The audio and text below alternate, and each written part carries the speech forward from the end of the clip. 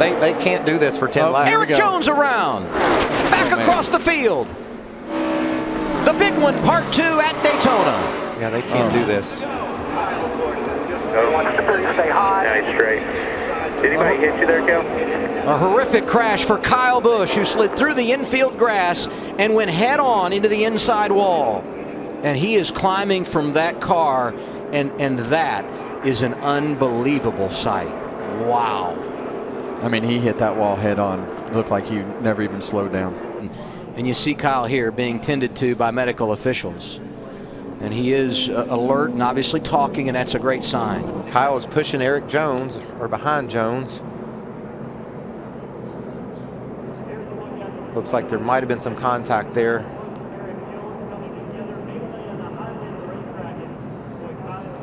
There you see Kyle, top of your screen. Kyle bumps into Larson, and it turns him to the left. Elliott Sadler hit there by Brendan Gaughan.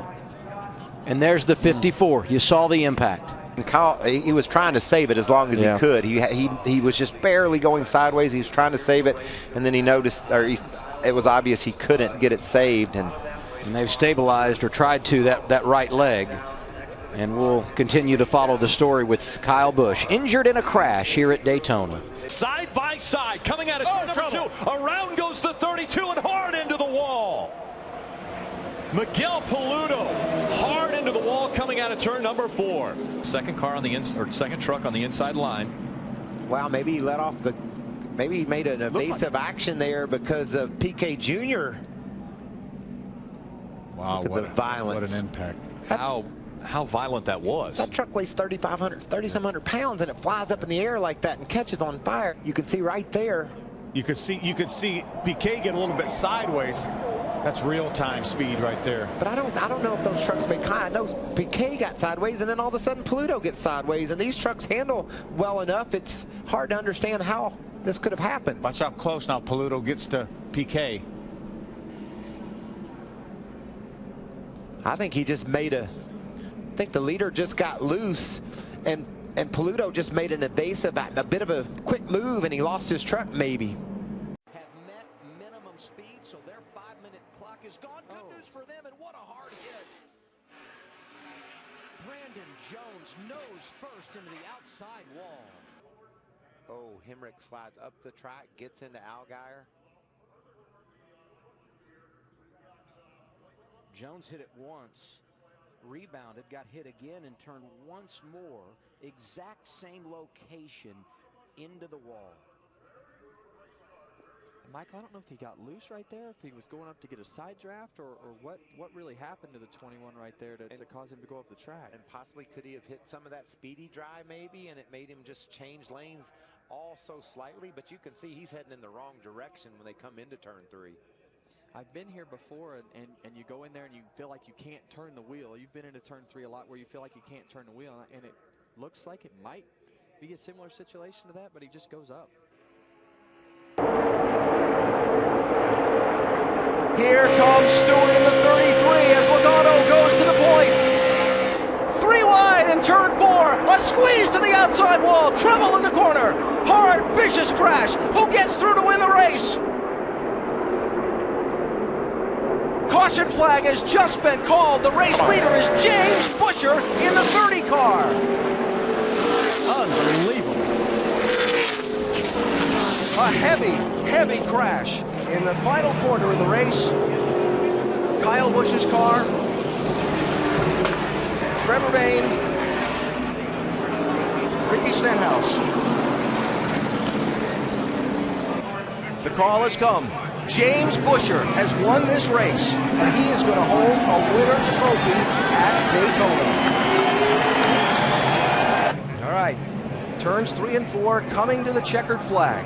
I really believe Logano pulls up in front to block Tony Stewart here. Let's see if that is what happened, or if it's Trevor Bayne.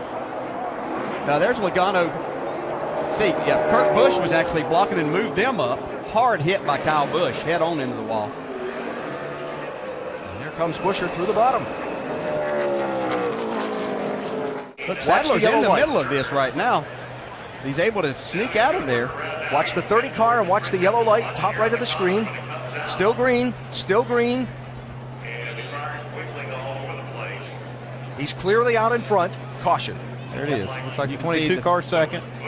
Elliott Sadler third. That lap by half a car length. 8 laps to go. Look at Jeff Gordon. Oh, trouble right there. Martin and Hamlin and Regan Smith with a hard crash. In front of you there. Stay focused. You say it's coming down. Watch it coming down. Watch it.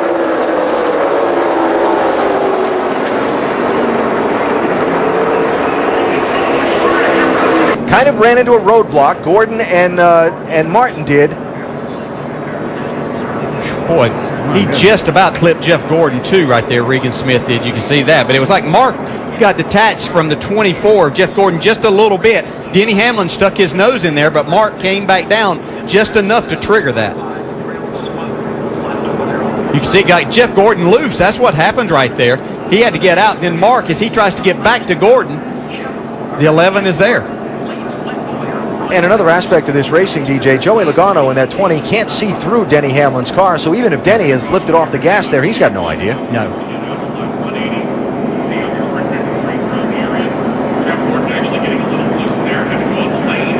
Wow, well, just look how close. I mean, he just skimmed the back bumper of Jeff Gordon's car. Marcus Ambrose coming by, gets a little bit of damage. Let's see, once again, Matt Kenseth and David Reagan sneaking by one more time. Third or fourth one today.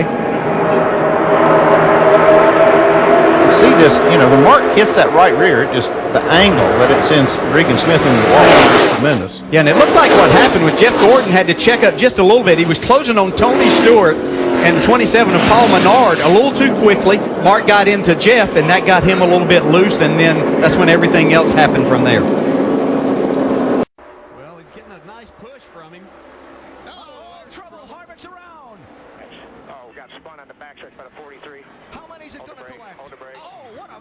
Crash. Eric McClure.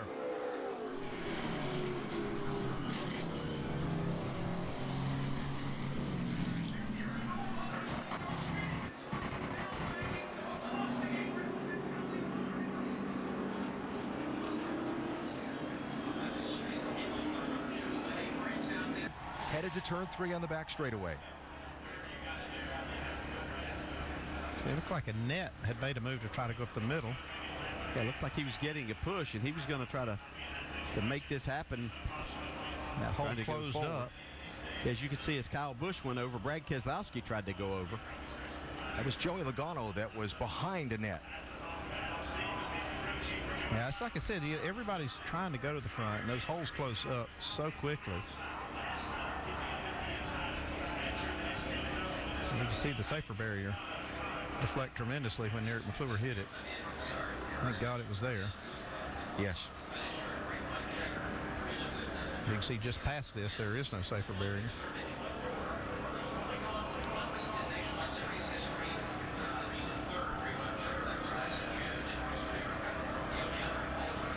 All that is just a excitement here. Saturday, late in the race, Eric McClure. Watch in this wreck. He's in the 14. Man, I don't understand what happens here, Chris. He comes flying to that wall. You look at the speed. No, I do. It looks like he never lifted off the gas. No, but the 15, he and the 15 car were trying to get through that wreck. Second and third and fourth, air gets worse. Not only does handling go away, but how does your car? You see the 18, huge up into correction. the wall. Kyle Busch in the 18 destroying that car. Clearly had a mechanical issue or a tire go down, and clearly that just something happened. Something happened. Yeah, right here blew out.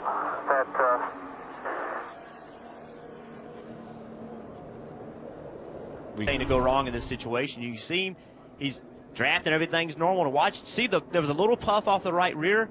He had to correct the car, and then he got a little bit too much right rear wheel, turned to the right, and got it up into the wall. But when a tire blows like that, it makes such an explosion. It's so loud. It first startles you. It scares you. Then you have to correct the car, and now you're along for the ride. So everybody in the garage just watched that, and they're like, oh, what happened to that tire? Watch the right rear.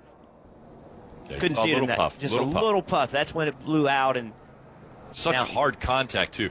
So thankful for the safer barriers. Absolutely. The fact that there's some styrofoam in there that absorbs some of that hit, but still the damage to that car. Watch this view.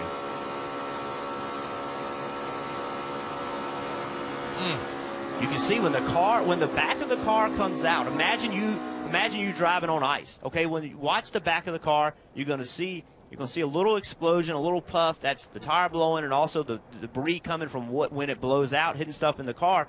Right. There it goes. The tire's down. Now the back of the car goes right. You have to turn the car to the right, or it's going to spin out.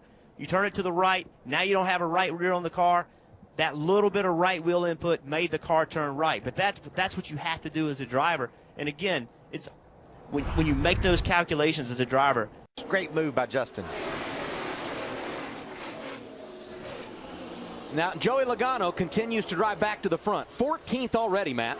That left front corner structurally sound, and they have repaired it with big one. Oh, my goodness. The 25 hit hard. That's Chris Cockrum. Gosh, that's a hard hit. Scary, scary moment coming off of turn 2.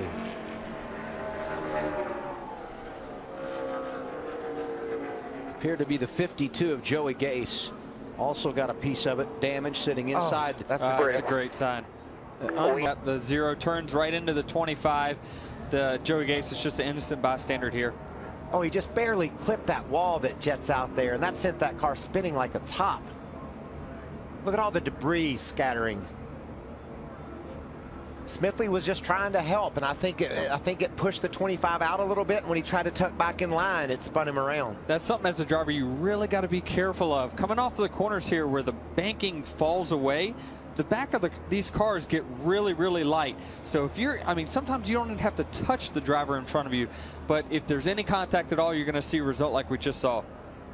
Such a tough break for Joey Gase. Remember last? Yeah, watch the run these drivers get that are lined up. Here comes Dale Earnhardt Jr. right there in the 88. Watch Bernie.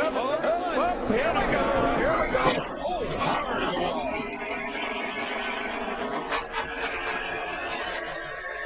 And she's all right after a hard crash, and the caution flag is out. Exactly what happened here is she's at the back of the pack in the inside, and they're 4 wide across here, just about, as Allmendinger leads them way up the high side. Where is the contact?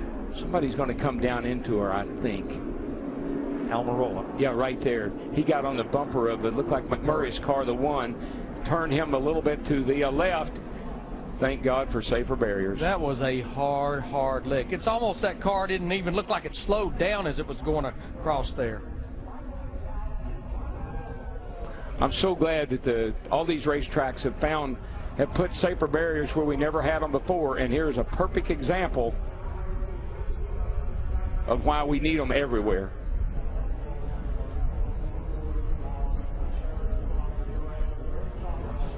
So Danica Patrick is okay after this. Bottom. There you go. Keep digging. 3 wide. Goodness gracious.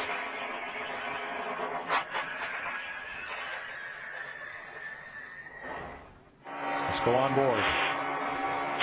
Bottom. There you go. Keep digging. 3 wide.